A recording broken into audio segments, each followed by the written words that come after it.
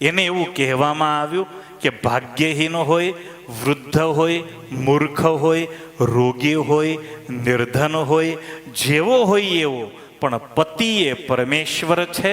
પતિની દેવ ભાવે કરી એની સેવા કરવી એ સ્ત્રીનો પરમ ધર્મ છે. આ કથા કામ કથા નથી.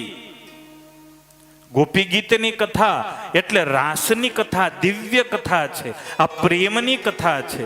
સંસારની અંદર કેવા પ્રેમથી આપણે રહેવું એ આ કથા શીખવે છે.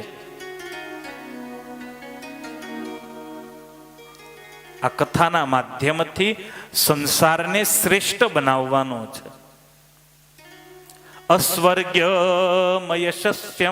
ચ ફલ્ગુઃ કૃચ્છ્રમ ભયાવહં જુગુપ્સિતં ચ સર્વત્ર ઔપપત્યં કુલસ્ત્રિયા.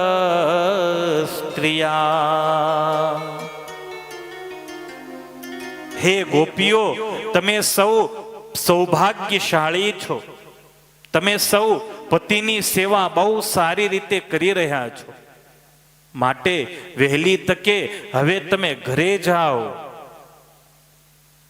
રાત્રિના સમયે પતિને એકલો ક્યારેય મૂકવો ન જોઈએ. એ સ્ત્રીનો ધર્મ છે. રાત્રિના સમયે પતિને ક્યારેય એકલો ન મૂકવો જોઈએ. હવે એની નાઇટ શિફ્ટ હોય તો કરે હું બેન? જોડે જોડે જાય. આની ઉપર ભરોસો તો મુકાય એવો છે નહીં. ક્યારો બહાર જશે ને સીધો જ રહેશે. આ શાસ્ત્રોએ બહુ સરસ લાઈન આપી કે બહેનોએ પતિને રાત્રિના સમયે એકલો ન મૂકવો, નહીં તો અનેક પ્રકારની તકલીફો આવી શકે છે. હે ગોપીઓ, જાઓ, ઘરે જાઓ, પતિઓની સેવા કરો, બાળકોને સંતૃપ્ત કરો, વાછરડાઓની સેવા કરો. હા, જો તમને હું બહુ ગમતો હોઉં તો મારા દર્શન કરતા પણ શ્રવણાદ દર્શનાદ ધ્યાનાન્મયી ભાવોનું કીર્તનાત. ભગવાન કૃષ્ણ એમ કે મારા દર્શન કરતા પણ મારી કથા સાંભળે ને એને વધારે ફળની પ્રાપ્તિ થાય છે. દર્શનમાં તો કર્યા ન કર્યા કોઈને ખબર ના હોય, પણ કથા સાંભળે તો એક ચિત્તે સાંભળતો હોય. એમાંય ઘરે બેહીને જો કથા સાંભળતો હોય તો એ સાંભળવા માટે જેણે શરૂ કરી હોય તો એને એકાદ શબ્દ તો યાદ રહે. ભગવાન કે ન તથા સન્નિકર્ષેણ પ્રતિયાત તતો ગૃહાન. ઘરે જાઓ અને મારામાં જો બહુ પ્રેમ હોય તો મારા લીલા ચરિત્રોનું મનની અંદર, હૃદયની અંદર સ્મરણ કરજો. એ મારા પ્રત્યક્ષ દર્શન કરતા પણ વિશેષ ફળને આપનારું છે. પરીક્ષિત ભગવાન શ્રી કૃષ્ણનું આ અપ્રિય ભાષણ સાંભળી અને ગોપીઓ જોર જોરથી રડવા લાગી છે. અત્યંત મનથી ખિન્ન થઈ ગઈ છે. મનમાં કેટલાય અરમાનો લઈને ગોપીઓ આવેલી.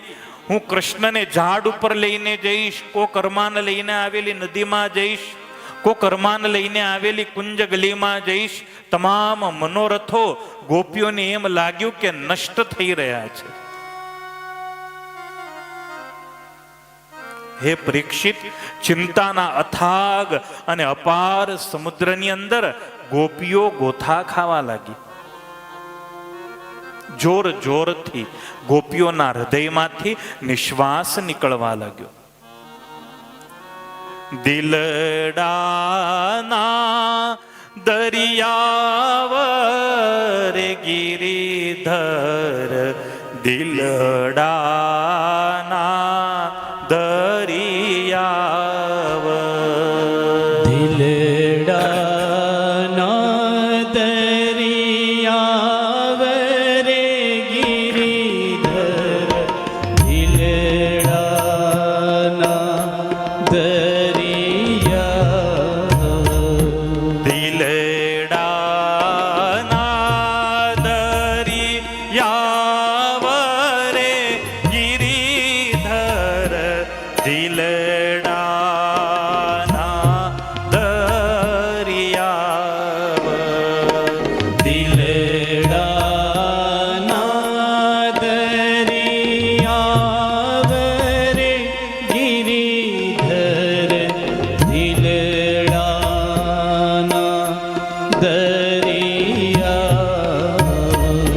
જગજીવન રૂડી શોભા જોઈને જગજીવન રૂડી શોભા જોઈને હો જગજીવન રૂડી શોભા જોઈને જગજીવન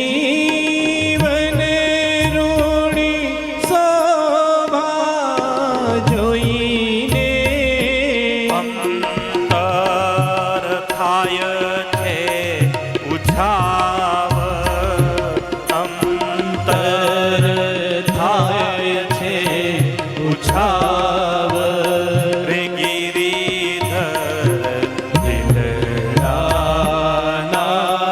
દરિયાવ હો ગિરિધર દિલડાના દરિયાવ હે પરીક્ષિત ગોપીઓના લાલ લાલ રંગના હોઠ શોકના કારણે ચાલતા ગરમ શ્વાસના કારણે સુકાઈ ગયા છે. ગોપીઓએ મસ્તકની ચહેરાને ઝુકાવી દીધા છે. શરણેન ભુવમ લિખંત્ય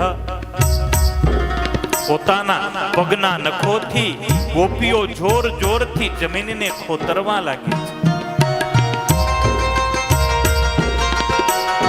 નેત્રમાંથી આંસુઓ વહી અને કાજળની સાથે ગોપીઓની છાતી સુધી પહોંચી ગયા છે. અને ગોપીઓએ છાતી ઉપર જે કેસર લગાડેલું એ કેસર પણ ધોવાવા લાગ્યું છે. કેવી રડી હશે ગોપીઓ.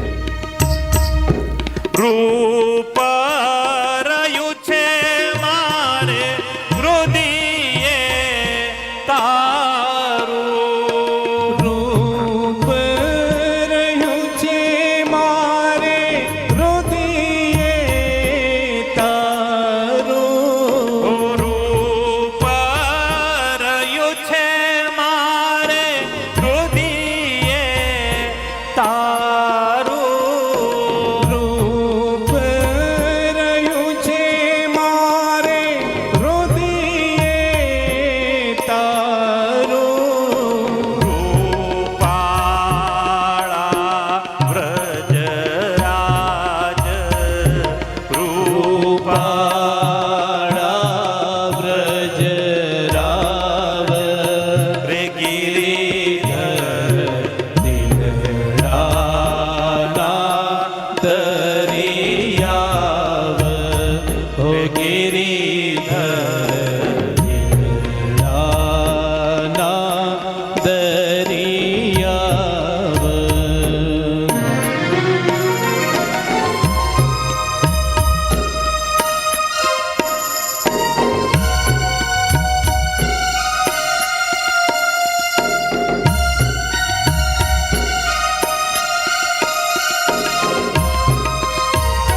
ગોપીઓના હૃદય એટલા વ્યથિત થયા. ગોપીઓ કઈ બોલી ન શકી. ચૂપચાપ ગોપીઓ ઊભી, પણ હૃદયને બહુ મોટો આઘાત લાગ્યો છે. આઘાત એટલા માટે જેના માટે ઘર છોડીને આવ્યા એ એમ કે છે કે ઘરે પાછા જાઓ. ઘરે તો બહુ વટથી કહીને આવ્યા જા ચૂલામાં જવું હોય તો. હવે પ્રાણ જાતા રે પાતળિયા પ્યારા પ્રાણ જાતા રે પાતળિયા પ્યારા ઓ પ્રાણ જાતા રે પાતળિયા પ્યારા પ્રાણ જાતા રે પાતળિયા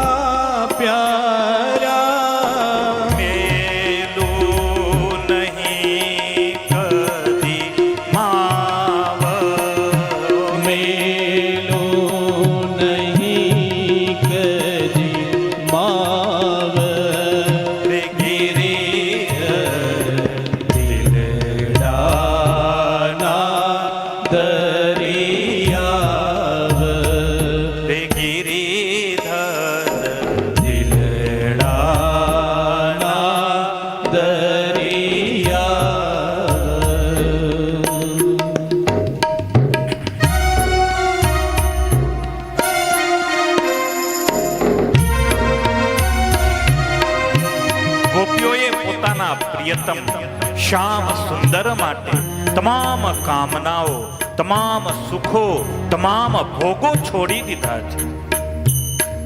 ભગવાન શ્રી કૃષ્ણમાં એમનો અનન્ય અનુરાગ, અનન્ય પ્રેમ છે.